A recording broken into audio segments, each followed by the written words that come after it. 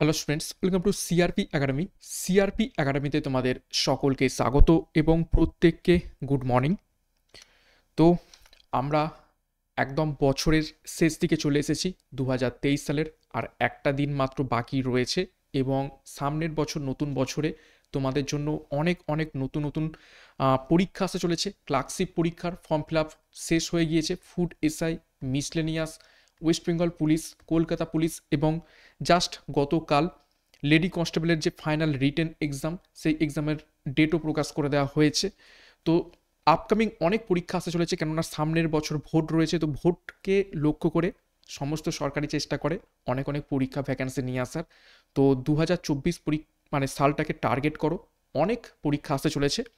তো সমস্ত পরীক্ষাকে লক্ষ্য করে আমরা প্রত্যেক দিন সকাল 7টায় সিআরপি একাডেমির তত্ত্বাবধানে 40টি করে বাছাই করা হুবহু কমনযোগ্য প্রশ্ন উত্তরের প্র্যাকটিস সেট করছি জিকে প্রশ্ন উত্তরের মাধ্যমে। তো আজকে আমরা করবো 4 নম্বর প্র্যাকটিস সেট এবং প্রত্যেকটা প্র্যাকটিস সেটে সম্পূর্ণ হাই লেভেলের প্রশ্ন উত্তর আমরা প্র্যাকটিস করছি। মডারেট টু হার্ড, ইজি প্রশ্ন তো সকলেই পারবে, কিন্তু কিছু প্রশ্ন এমন থাকবে এবং বিগত পরীক্ষাগুলো তোমরা দেখেছো যেভাবে প্রশ্ন হার্ড হয়েছে, এখন কিন্তু এক্সট্রা আমাদের প্রস্তুতি নিতে হবে। তো সিআরপি একাডেমিতে নতুন হয়ে দেখলে চ্যানেলটিকে সাবস্ক্রাইব করে পাশের বেল আইকনটা প্রেস করে রাখো এবং টেলিগ্রামে যুক্ত হয়ে যাও ক্লাসের পিডিএফ, মক টেস্ট এবং গুরুত্বপূর্ণ তথ্য পাওয়ার জন্য।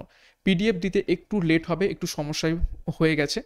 তো আমি চেষ্টা করব 3 তারিখে বা 4 তারিখে সমস্ত পিডিএফগুলো দিয়ে দেবো। ওকে, তো যাই হোক, আমাদের সম্পূর্ণ ইয়ারের জানুয়ারি থেকে ডিসেম্বর পর্যন্ত যত কারেন্ট অ্যাফেয়ার্স সেটা ডাউনলোড করে নাও, ডিসক্রিপশন বক্সে রয়েছে। তো যাই হোক, অনেক বকে ফেললাম। প্রথম প্রশ্ন আসি ক্লাসের কারেন্ট অ্যাফেয়ার্সের মধ্যে থেকে। 2024 সালে প্রজাতন্ত্র দিবসের প্রধান অতিথি হিসাবে আমন্ত্রিত হলেন কোন দেশের রাষ্ট্রপতি? Emmanuel Macron. প্রশ্নকে ভিভিআই করো, খুবই গুরুত্বপূর্ণ প্রশ্ন, পরীক্ষাতে আসার মতো। প্রত্যেকটা প্রশ্ন চলাকালীন নিজেরাই সঠিক উত্তরগুলো কমেন্ট বক্সে কমেন্ট করার চেষ্টা করবে এবং আমার উত্তরের সাথে মেলানোর চেষ্টা করবে তোমাদের উত্তরগুলো মিলছে কি। সঠিক উত্তর হবে অপশান বি, ফ্রান্স। ফ্রান্সের রাষ্ট্রপতি পরীক্ষায় ঘুরিয়ে আসতে পারে ফ্রান্সের রাষ্ট্রপতি ইমানুয়েল ম্যাক্রন। ঠিক আছে, এখানে দেশের নাম জিজ্ঞেস করা হয়েছে, যদি পরীক্ষায় প্রশ্ন ঘুরিয়ে আসে কে এসেছিলেন তখন সঠিক উত্তর হবে ইমানুয়েল ম্যাক্রন। 2 নম্বর প্রশ্ন, বিশ্বের সব থেকে সুন্দর এয়ারপোর্টের তকমা পেল কোথাকার কেম্পো গৌড়া ইন্টারন্যাশনাল এয়ারপোর্ট টার্মিনাল 2?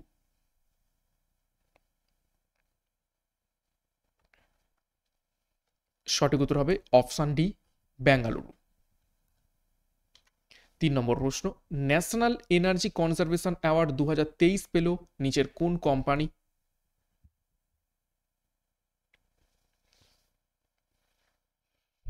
সঠিক উত্তর হয়ে যাবে অপশান ডি, ক্রম্পটন। 4 নম্বর প্রশ্ন, জাতীয় ভোক্তা দিবস পালন করা হয় নিচের কোন তারিখে? ভোক্তা দিবস বলতে ন্যাশনাল কনজিউমার ডে।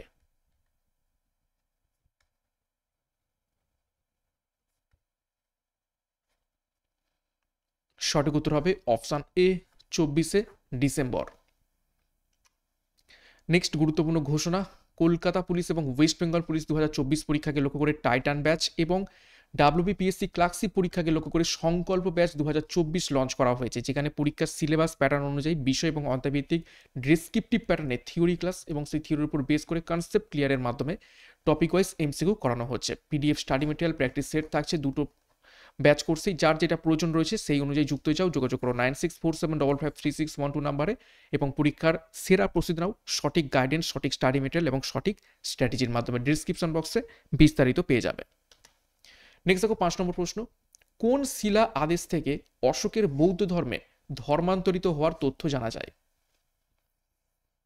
আমরা জানি কলিঙ্গ যুদ্ধ যেটা হয়েছিল, সেই কলিঙ্গ যুদ্ধের পরেই অশোকের মন অনুতপ্ত হয় এবং যুদ্ধ ছেড়ে শান্তির পথে চলে যান এবং বৌদ্ধ ধর্মে ধর্মান্তরিত হন। তো কোন শিলা আদেশ বা রক এডিক্ট থেকে আমরা এটা জানতে পারি? সঠিক উত্তর হবে অপশান এ, ভোবরু শিলা আদেশ থেকে। কলিঙ্গ শিলা আদেশ এটা কত নম্বর rock edict? Rock edict 13। Next 6 নম্বর প্রশ্ন, নিচের মধ্যে কে শক যুগের প্রবর্তন করেন? শক যুগ মানে সাকা এরাস, যেটাকে আমরা ইংলিশে বলে থাকি।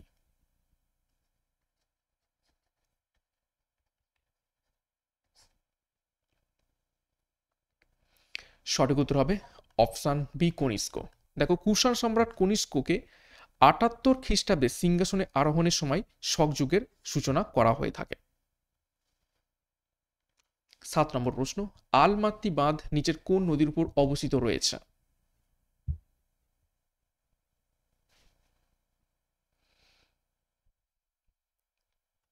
সঠিক উত্তর হবে, দেখে নাও অপশানে, কৃষ্ণা নদীর উপর। কোন রাজ্যে? কর্ণাটকে। দেখো কিছু গুরুত্বপূর্ণ বাঁধ কোন রাজ্যে অবস্থিত এবং কোন নদীর উপর একটু দেখে নেব। ইন্দ্রাবতী বাঁধ উড়িষ্যাতে অবস্থিত, ইন্দ্রাবতী নদীর উপর। গান্ধী সাগর বাঁধ মধ্যপ্রদেশে অবস্থিত, চম্বল নদীর উপর। উড়ি বাঁধ অবস্থিত রয়েছে জম্মু কাশ্মীরে, ঝিলাম নদীর উপর। সালাল বাঁধ অবস্থিত রয়েছে জম্মু কাশ্মীরে, চেনাব নদীর উপর। কয়না বাঁধ অবস্থিত রয়েছে মহারাষ্ট্রে, কয়না নদীর উপর। রাজঘাট বাঁধ অবস্থিত রয়েছে উত্তরপ্রদেশে, বতওয়া নদীর উপর। এছাড়া রানা প্রতাপ সাগর বাঁধ রাজস্থানে অবস্থিত, চম্বল নদীর উপর। ম্যাসেঞ্জার বাঁধ অবস্থিত রয়েছে পশ্চিমবঙ্গে, ময়ূরাক্ষী নদীর উপর। উকাই বাঁধ অবস্থিত রয়েছে গুজরাটে, তাপ্তি নদীর উপর। নেক্সট দেখো 8 নম্বর প্রশ্ন, নিচের কোন হ্রদ থেকে সুতলেজ নদীর উৎপত্তি হয়েছে?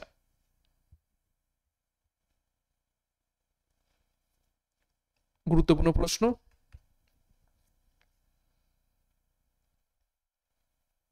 সঠিক উত্তর হবে অপশান ডি, রাক্ষসতাল হ্রদ থেকে। দেখো বিভিন্ন নদীর নাম, উৎস এবং পতন স্থল আমরা দেখে নেব। গোদাবরী নদী, তার দৈর্ঘ্য 1465 কিলোমিটার, এটি ত্রিম্বক পর্বত থেকে উৎপত্তি লাভ করে বঙ্গোপসাগরে পতিত হয়েছে। কাবেরী নদী 805 কিলোমিটার, ব্রহ্মগিরি শৃঙ্গ থেকে উৎপত্তি লাভ করে বঙ্গোপসাগরে পতিত হয়েছে। গঙ্গা নদী 2525 কিলোমিটার, গঙ্গোত্রী হিমবাহ থেকে উৎপত্তি লাভ করে বঙ্গোপসাগরে পতিত হয়েছে। মহানদী 858 কিলোমিটার, সিয়াওয়ারা উচ্চভূমি থেকে উৎপত্তি লাভ করে বঙ্গোপসাগরে পতিত হয়েছে। তাপ্তি নদী 724 কিলোমিটার, মহাদেব পর্বত থেকে উৎপত্তি লাভ করে কাম্বে উপসাগরে পতিত হয়েছে। নর্মদা নদী 1312 কিলোমিটার, অমরকণ্টক শৃঙ্গ থেকে উৎপত্তি লাভ করে কাম্বে উপসাগরে পতিত হয়েছে। নেক্সট দেখো, ব্রহ্মপুত্র নদী বা নদ চেমায়ংদুং হিমবাহ থেকে উৎপত্তি লাভ করে বঙ্গোপসাগরে পড়েছে। কৃষ্ণা নদ 1400 কিলোমিটার, মহাবালেশ্বর শৃঙ্গ থেকে বঙ্গোপসাগরে পতিত হয়েছে। সিন্ধু নদ 2880 কিলোমিটার, সিনকা বা উষ্ণ প্রস্রবণ থেকে উৎপত্তি লাভ করে আরব সাগরে পতিত হয়েছে। লুনি নদী 495 কিলোমিটার, পুষ্কর ভ্যালি থেকে উৎপত্তি লাভ করে কচ্ছের রানে পতিত হয়েছে। এবং লুনি নদী একমাত্র অন্তর্বাহিনী নদী। ঝিলাম নদী 795 কিলোমিটার, ভেরিনাগ পাহাড় থেকে উৎপত্তি লাভ করে চেনাব নদীতে পতিত হয়েছে। নেক্সট দেখো 9 নম্বর প্রশ্ন, গোয়া, দমন ও দিউ অঞ্চলগুলি ভারতের সংবিধানে অন্তর্ভুক্ত করা হয়েছিল কোন সংশোধনী বিলের মাধ্যমে? খুবই গুরুত্বপূর্ণ প্রশ্ন, প্রত্যেকটা প্রশ্নই খুবই গুরুত্বপূর্ণ এবং একটু হাই লেভেলের। প্রত্যেক দিন ক্লাসগুলো ফলো করবে, অনেক অনেক প্র্যাকটিস হবে এবং নিজেদের কনফিডেন্সটা বাড়বে। সঠিক উত্তর হবে অপশান বি, দ্বাদশ সংশোধনী 1962 সালে। 10 নম্বর প্রশ্ন, অনুচ্ছেদ 112 এর আদেশ অনুযায়ী নিম্নলিখিত নথির মধ্যে কোনটি সংসদে উপস্থাপিত হয়?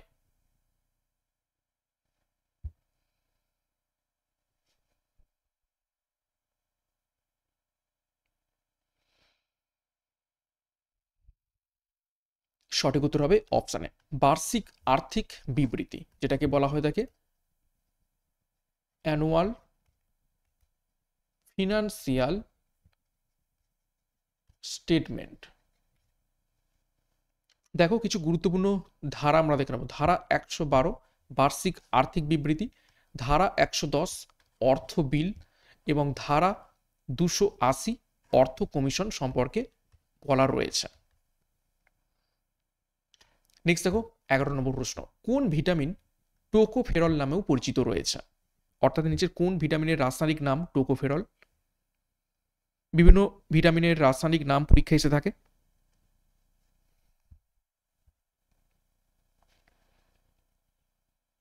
সঠিক উত্তর দেখে নাও অপশান বি, ভিটামিন ই। দেখো বিভিন্ন ভিটামিন সমূহ এবং তাদের রাসায়নিক নাম দেখে নেব। ভিটামিন এর রাসায়নিক নাম রেটিনল, ভিটামিন B1 এর রাসায়নিক নাম থিয়ামিন, ভিটামিন B2 রাসায়নিক নাম রাইবোফ্লাভিন। ভিটামিন বি3 রাসায়নিক নাম নিয়াসিন। ভিটামিন বি5 এর রাসায়নিক নাম প্যান্টোথেনিক অ্যাসিড। ভিটামিন বি6 এর রাসায়নিক নাম পাইরিডক্সিন। ভিটামিন বি7 বা ভিটামিন এইচ তার রাসায়নিক নাম বায়োটিন। এছাড়া ভিটামিন বি9 এর রাসায়নিক নাম ফলিক অ্যাসিড। ভিটামিন বি12 এর রাসায়নিক নাম সায়ানোকোবালামিন। ভিটামিন সি রাসায়নিক নাম অ্যাসকর্বিক অ্যাসিড। ভিটামিন ডি এর রাসায়নিক নাম ক্যালসিফেরল। ভিটামিন ই এর রাসায়নিক নাম টোকোফেরল। ভিটামিন জি এর রাসায়নিক নাম নিয়াসিন। ভিটামিন কে এর রাসায়নিক নাম ফাইলোকুইনন বা ন্যাপথোকুইনন। 12 নম্বর প্রশ্ন, আমাদের শরীরে কোথায় ইউরিয়া তৈরি হয়ে থাকে?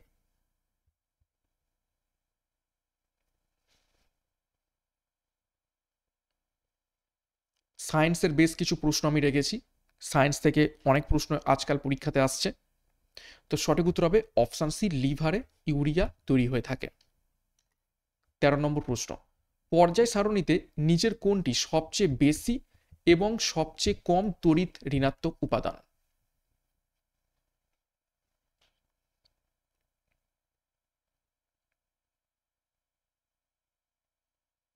সঠিক উত্তর কি হবে? সঠিক উত্তর হবে অপশান এ, ফ্লোরিন এবং সিজিয়াম। ফ্লোরিন হচ্ছে সব থেকে বেশি তড়িৎ ঋণাত্মক এবং সিজিয়াম হচ্ছে সব থেকে কম তড়িৎ ঋণাত্মক।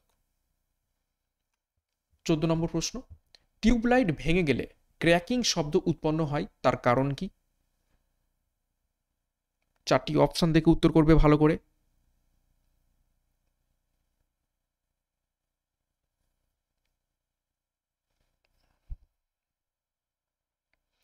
সঠিক উত্তর হবে অপশন এ, বাতির ভিতরের চাপ বায়ুমণ্ডলীয় চাপের চেয়ে কম থাকে, যে কারণে যখনই ভেঙে যায় তখন ক্র্যাকিং শব্দ উৎপন্ন হয়ে থাকে। 15 নম্বর প্রশ্ন দেখো, সেপ্টবার্গ ইউনিট ড্যাশের একটি ইউনিট।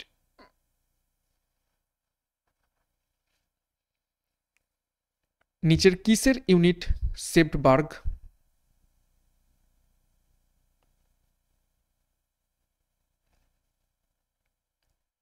সঠিক উত্তর হবে অপশন ডি, সময়ের ইউনিট। এবং এটা কি মাপা হয়ে থাকে? এটা হচ্ছে সেডিমেন্টেশন কোএফিসিয়েন্ট। Sedimentation coefficient.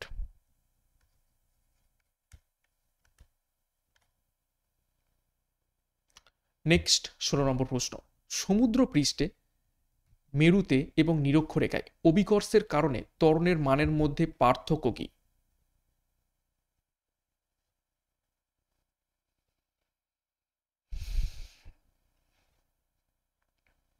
সমুদ্র পৃষ্ঠে মেরুতে এবং নিরক্ষরেখায় অভিকর্ষের কারণে ত্বরণের মানের পার্থক্য কত?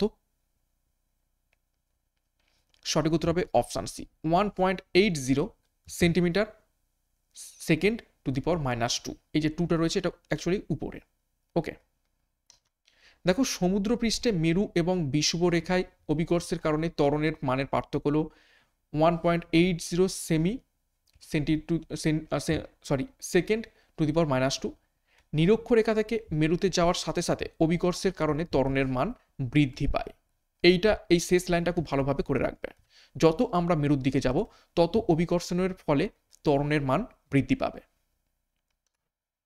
17 নম্বর প্রশ্ন, কাকে ভারতীয় প্রেসের মুক্তিদাতা বলা হতো? লিবারেটর অফ প্রেস নিচের কোন ব্যক্তিকে বলা হতো?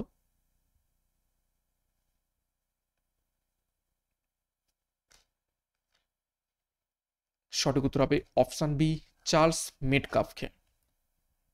18 নম্বর প্রশ্ন, 1940 সালের ব্যক্তিগত সত্যাগ্রহের জন্য মহাত্মা গান্ধী দ্বারা নিম্নলিখিতগুলির মধ্যে কাকে প্রথম সত্যাগ্রহী হিসাবে মনোনীত করা হয়েছিল?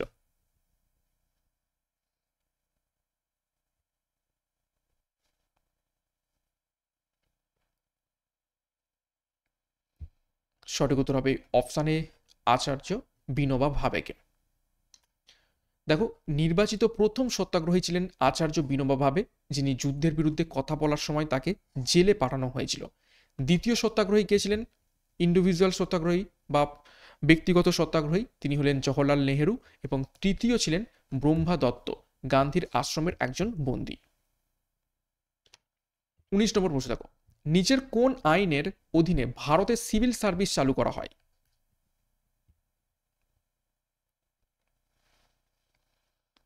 প্রত্যেকটা বিষয় থেকে প্রত্যেকটা টপিক থেকে প্রশ্ন রাখার চেষ্টা করছি এবং যে ধরনের প্রশ্ন আসতে পারে সেই ধরনের প্রশ্ন রাখার চেষ্টা করছি। তো সঠিক উত্তর হবে অপশন বি, সনদ আইন 1833।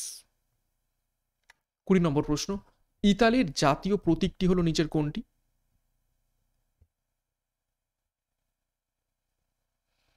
চারটি অপশন রয়েছে, দেখে উত্তর করার চেষ্টা করো।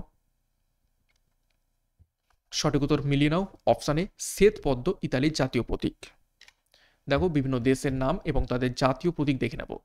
জাপানের জাতীয় প্রতীক চন্দ্রমল্লিকা, ইতালির জাতীয় প্রতীক শ্বেত পদ্ম, হংকংয়ের জাতীয় প্রতীক অর্কিড গাছ, সুইজারল্যান্ডের জাতীয় প্রতীক হোয়াইট ক্রস, লেবাননের জাতীয় প্রতীক পাইন জাতীয় গাছ, ডেনমার্কের জাতীয় প্রতীক বিচ গাছ, ডোমিনিকার জাতীয় প্রতীক তোতা পাখি, ফ্রান্সের জাতীয় প্রতীক লিলি ফুল।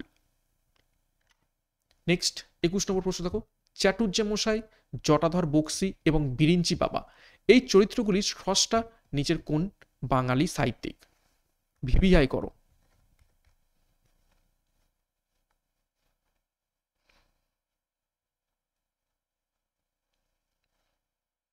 সঠিক উত্তর হবে অপশন সি, রাজশেখর বসু।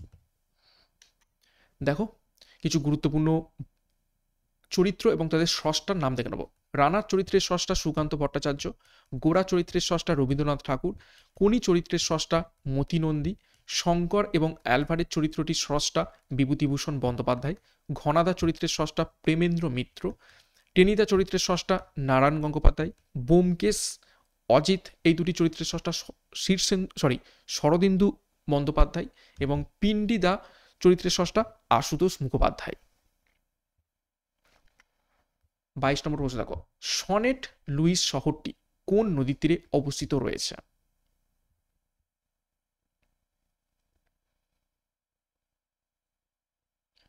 বিশ্বের গুরুত্বপূর্ণ শহর সেগুলো কোন নদীর তীরে অবস্থিত, এই ধরনের পরীক্ষায় প্রশ্ন আসতে পারে।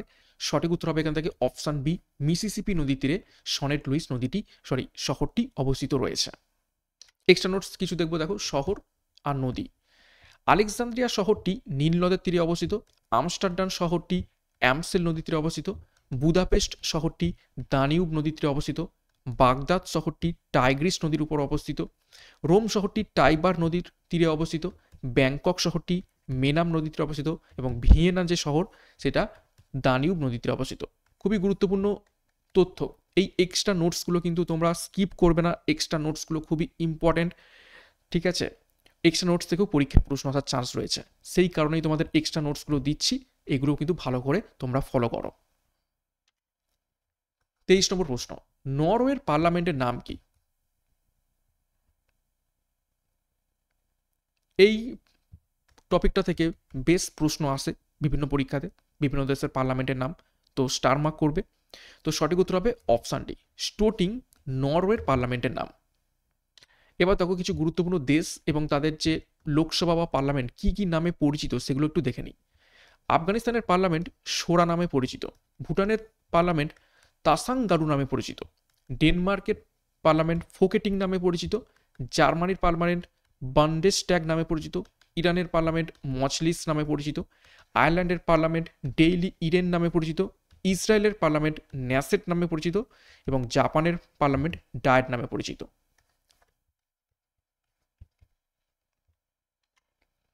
24 নম্বর প্রশ্ন, আচানাকামার অভয়ারণ্য কোন রাজ্যে অবস্থিত রয়েছে?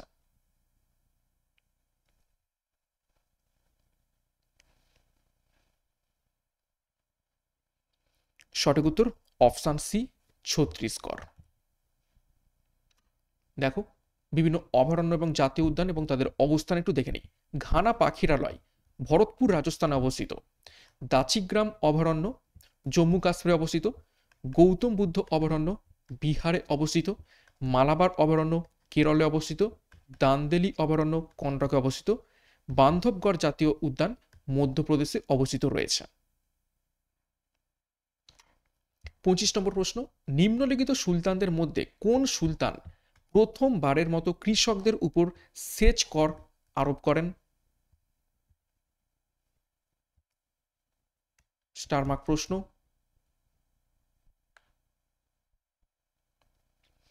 সঠিক উত্তর হবে অপশান ডি, ফিরোজ তুগলক। দেখো, ফিরোজ শাহ তুগলক ছিলেন মোহাম্মদ বিন তুগলকের চাচাতো ভাই এবং 23 মার্চ 1351 খ্রিস্টাব্দে তিনি দিল্লির শাসক হন। তিনি ইসলাম কর্তৃক অনুমোদিত মাত্র 4টি কর আরোপ করেন, যেমন খারজ, যেটি ছিল ভূমিকর, খামোস, খামোস হচ্ছে যুদ্ধের সময় যে সম্পত্তি লুটপাট করা হয় তার 1/5% দিতে হবে রাজাকে, এবং জিজিয়া কর, যেটা হচ্ছে ধর্মের উপর লাগানো হয়ে থাকে। নেক্সট 26 নম্বর প্রশ্ন, নিচের কাকে আমির খুসরোর শিক্ষক হিসাবে বিবেচনা করা হয়? হিন্টস দিচ্ছি, তার নামে বাংলা বেশ গান রয়েছে, একটা বিখ্যাত গান রয়েছে, দিল্লিতে নিজামুদ্দিন আউলিয়া এলো। তো সঠিক উত্তর হবে অপশান সি, নিজামুদ্দিন আউলিয়া আমির খুসরোর শিক্ষক হিসাবে বিবেচনা করা হয়। 27 নম্বর প্রশ্ন, এমপিইজি এর সঠিক পূর্ণরূপ কি? ইতিহাস, ভূগোল, সংবিধান, economics, current affairs, static GK, computer technology, বিজ্ঞান, বায়োলজি, কেমিস্ট্রি, ফিজিক্স, প্রত্যেকটা টপিক থেকে প্রশ্ন রাখার চেষ্টা করছি এবং হাই লেভেলের। সঠিক উত্তর হবে option B, moving picture experts group. 28, তরাইনের প্রথম যুদ্ধে নিচের কোন দুর্গটি মোহাম্মদ ঘুরির বাহিনী দখল করেছিল, যেটি ঘুরিদ এবং চৌহানদের মধ্যে যুদ্ধের সূত্রপাত করেছিল? অর্থাৎ নিচের কোন দুর্গটি মোহাম্মদ ঘুরির বাহিনী দখল করেছিল এবং সেটাকে ছাড়াতে পৃথ্বীরাজ চৌহান যায় এবং তার ফলে মোহাম্মদ ঘুরি এবং চৌহানের মধ্যে প্রথম পানিপথের যুদ্ধ হয়? সঠিক উত্তর হবে অপশান সি, তাবার হিন্দ দুর্গ। 1191 সালে প্রথম তরাইনের যুদ্ধ হয়।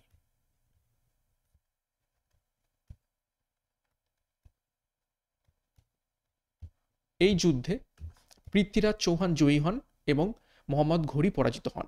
ঠিক তার পরের বছর 1192 খ্রিস্টাব্দে দ্বিতীয় তরাইনের যুদ্ধ হয়। এইখানে উল্টে যায়, এখানে পৃথ্বীরাজ চৌহান পরাজিত হন এবং মোহাম্মদ ঘুরি জয়ী হন। নেক্সট 29 নম্বর প্রশ্ন, খাম্বাত উপসাগরে নিচের দুটি নদীর কোনটি খালি? সরি, প্রশ্নটা ভুল হয়েছে, প্রশ্নটা হবে খাম্বাত উপসাগরে নিচের কোন দুটি নদী পতিত হয়েছে, নিচের দুটি নদীর মানে কোন দুটি নদী পতিত হয়েছে হবে।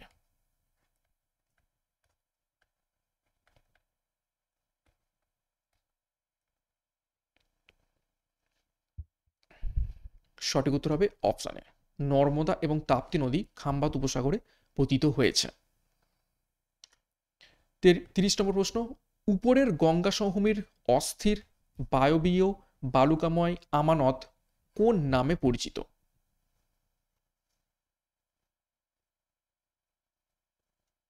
গাঙ্গেয় সমভূমির একদম উপরের দিকে অস্থির বায়বীয় বালুকাময় যে আমানত বা সমভূমির যে মৃত্তিকা, সেটি কি নামে পরিচিত? সঠিক উত্তর হবে অপশানে ভূর নামে পরিচিত রয়েছে। ধ্রিয়ান, ধ্রিয়ান হচ্ছে চলমান বালিয়াড়ি, রাজস্থানে পরিচিত ধ্রিয়া নামে। আর রোহি হচ্ছে রাজস্থানের মৃত্তিকা বা মরু মৃত্তিকা।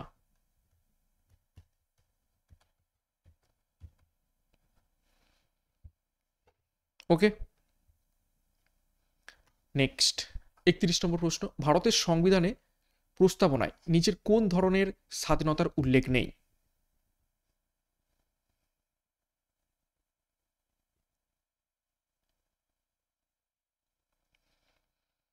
সঠিক উত্তর হবে অপশান সি, অর্থনৈতিক স্বাধীনতার উল্লেখ নেই।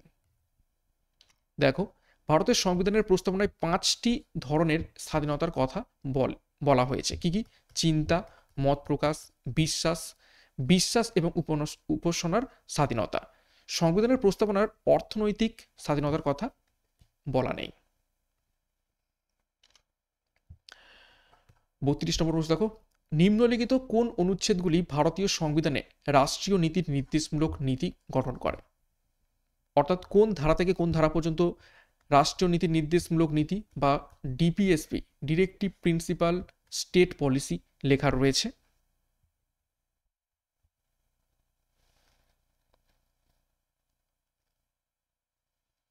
সঠিক উত্তর হবে অপশান বি, 36 থেকে 51, পার্ট 4। 33, নিচের কোন প্রতিষ্ঠান ওয়ার্ল্ড ইকোনমিক আউটলুক রিপোর্ট প্রকাশ করে থাকে?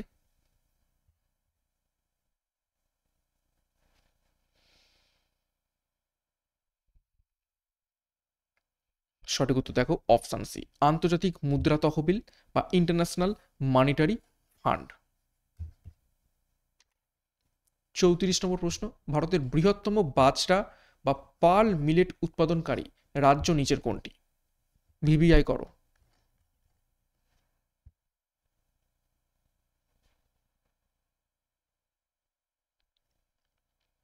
সঠিক উত্তর হবে অপশান বি, রাজস্থান। 35, ট্রাইকোলজি নিচের কোন বক্তব্যের সাথে সম্পর্কিত বা নিচের কোন অধ্যয়নের সাথে সম্পর্কিত রয়েছে ট্রাইকোলজি?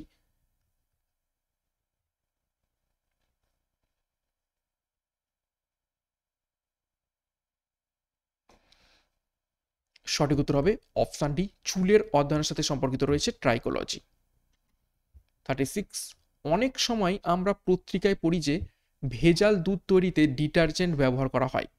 দুধে ভেজাল ডিটারজেন্ট ব্যবহার করা হয় কেন?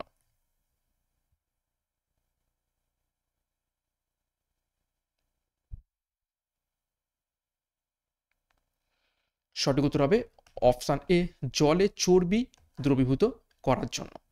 ঠিক আছে, মিল্কটাকে আরো বেশি করে দেখানোর জন্য এর সাথে কি যোগ করা হয়?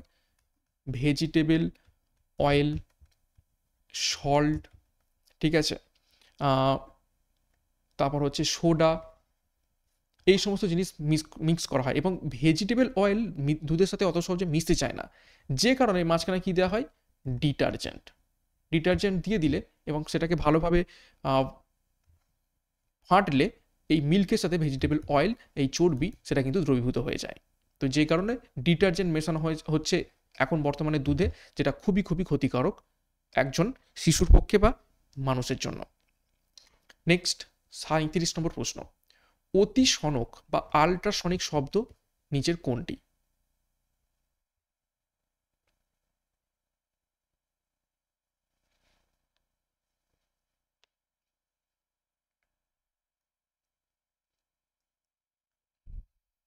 সঠিক উত্তর হবে অপশান বি, 20 কিলো হার্জের বেশি কম্পাঙ্কের শব্দ। অপশানগুলো দেখো খুব গায়ে গায়ে দেওয়া রয়েছে, কিন্তু এখানে কি রয়েছে? Kilo hertz. 20 কিলো হার্জ মানে কত? 20,000 হার্জ। 20,000 হার্জের উপরের যে শব্দ, সেটাকে বলা হয়ে থাকে কি? অতিসনক বা আল্ট্রাসনিক শব্দ। 38, 1884 সালে সুরেন্দ্রনাথ ব্যানার্জি কোথায় ভারতীয় জাতীয় সম্মেলন বা ইন্ডিয়ান ন্যাশনাল কনফারেন্স প্রতিষ্ঠা করেন?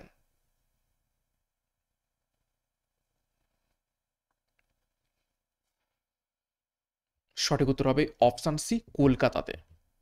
এখান থেকে গুরুত্বপূর্ণ তথ্য ভালোভাবে মনে রাখবে, যেটা সবসময় অনেকের মধ্যে মানে গুলিয়ে যায় এবং ভুল উত্তর করে।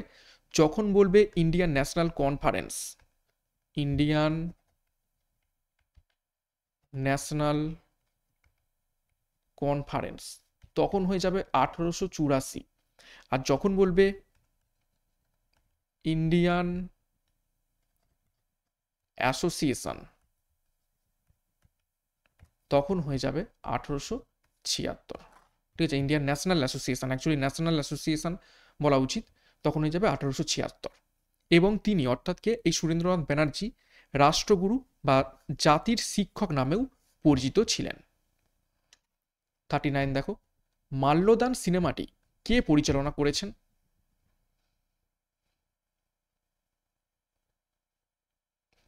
এই ধরনের প্রশ্ন মিসলেনিয়াসে খুবই গুরুত্বপূর্ণ।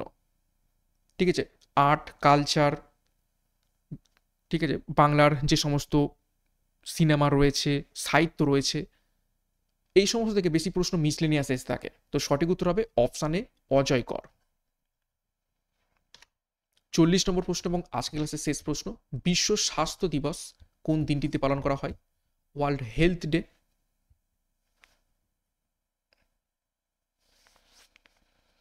তো সঠিক উত্তর হবে অপশান ডি 7ই এপ্রিল। ওকে, তো এই ছিল গুরুত্বপূর্ণ 40টা প্রশ্ন উত্তর আজকের প্র্যাকটিস সেটের উপর থেকে। 40-এর মধ্যে কার কত স্কোর হয়েছে কমেন্ট বক্সে কমেন্ট করে জানাবে, এবং একদম হাই লেভেল প্রশ্ন উত্তর করানো হচ্ছে। প্রত্যেকদিন ক্লাসগুলো ফলো করতে থাকো সকাল 7টা থেকে। এখান থেকে অনেক অনেক প্র্যাকটিস হবে, অনেক অনেক প্রশ্ন তোমরা কমন পাবে। সামনে যা পরীক্ষা চলেছে সমস্ত পরীক্ষাকে টার্গেট করো, কম্পিটিশন কিন্তু হাই হতে চলেছে, এবং বিগত পরীক্ষাগুলো থেকে একটা জিনিস ক্লিয়ার, যে প্রশ্ন আর সেই একদম স্ট্রেট ফরওয়ার্ড ইজি আসবে না, আমাদের সেই জন্য একটু এগিয়ে ভাবতে হবে, সেই মতো প্রস্তুতি নিতে হবে। তো আমাদের সিআরপি একাডেমি তত্ত্বাবধানে প্রত্যেকদিন ক্লাসগুলো করতে থাকো, এবং আমাদের যে ব্যাচ কোর্স রয়েছে ডিসক্রিপশন বক্সে পেয়ে যাবে, সেখান থেকে যুক্ত হয়ে যাও। আমাদের চ্যানেলে নতুন হয়ে থাকলে চ্যানেলটিকে সাবস্ক্রাইব করে পাশের বেল আইকনটা প্রেস করে রাখো, এবং টেলিগ্রামে যুক্ত হয়ে যাও ক্লাসের পিডিএফ, মক টেস্ট এবং অন্যান্য গুরুত্বপূর্ণ তথ্য পাওয়ার জন্য। তো আজকের মতো ক্লাসটা এখানে শেষ করছি। প্রত্যেককে all the best. Thank you, by.